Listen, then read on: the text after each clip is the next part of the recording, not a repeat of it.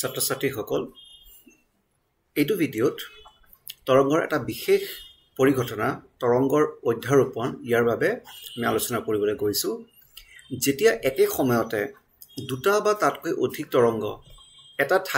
ঠাইত বা এটা কণাত ক্ৰিয়া কৰে তেতিয়া সেই স্থানত পোৱা তৰংগটো প্ৰতিটো তৰংগৰ ধৰ্মৰ ওপৰত নিৰ্ভৰশীল আৰু সেই বিন্দুৰ যিকোনো কণিকাৰ বিচ্যুতি বা আমি ইয়াতে হৰণ বুলি ক'ব পাৰো হৰণ হ'ল তাৰ ওপৰত ঘটা বিচ্যুতিৰ যোগফল যেনেকৈ ধৰি ললো যে এটা তৰংগ আছে এই তৰংগটো গৈ যিকোনো এটা বিন্দুত পোৱাৰ কাৰণে সেই বিন্দুটোৰ কি হ'ব সৰল পৰ্যাবৃত্ত গতি হ'ব তাৰ মানে হেতু ওপৰতল আপ ডাউন কৰি গৈ থাকিব প্ৰথম তৰংগটো ধৰি লোৱা তৰংগ ওয়েভ নাম্বাৰ 1 আৰু এটা তৰংগৰ যদি আহিছে এটুক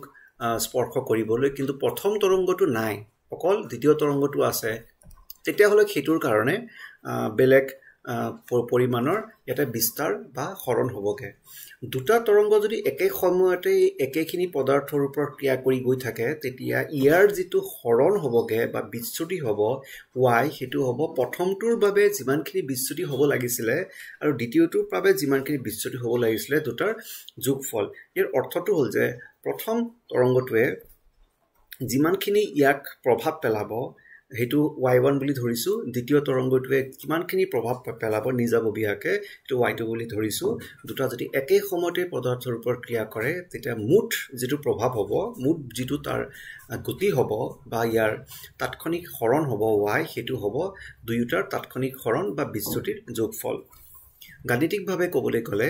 একে সময়তে একেটা কণাতে ক্ৰিয়া কৰা দুটা বা তাতকৈ অধিক তৰংগৰ ফলত হোৱা বিচ্যুতি হ'ল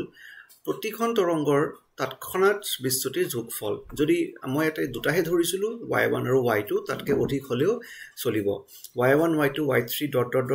yn মানে nটা পৰ্যন্ত তৰংগ আছে সেই তৰংগটোৱে গৈ এটা বিশেষ এটা কণাত বা এটা পদাৰ্থ বা এটা স্থানত যেতিয়া ক্ৰিয়া কৰে তেতিয়া হলে সেই পদাৰ্থটোৰ লব্ধ বিচ্যুতি বা হৰণ y হ'ব এই প্ৰতিটোৰ হৰণৰ যোগফল এটোই হৈছে তৰংগৰ অধ্যাৰোপণৰ নীতি ইয়াতে চিত্ৰ দুটামান দি থোৱা আছে চিত্ৰটো চাব পৰা যাব যে যদি এনেকে তৰংগ এটা থাকে দ্বিতীয় এটা তৰংগ থাকে আমি দুটাহে তৰংগ লৈছো যদি ইহতৰ দশাবিলাক একে থাকে দশা মানে এটো ওপৰত আছে এটো ওপৰত আছে একে থাকে তেতিয়া হলে দুটা যোগ হৈ ইহতৰ বিস্তাৰটো প্ৰায় দীঘল হৈ যাব ডাঙৰ হৈ যাবগে যদি এই নেগেটিভ বিলাক চাবলৈ যাওঁ তেতিয়া হলেও তাৰ বিস্তাৰটো ডাঙৰ হৈ যাব দ্বিতীয় যেটো সেটটো আছে ইয়াত দেখিবা যে এটো যি ধৰণে গৈছে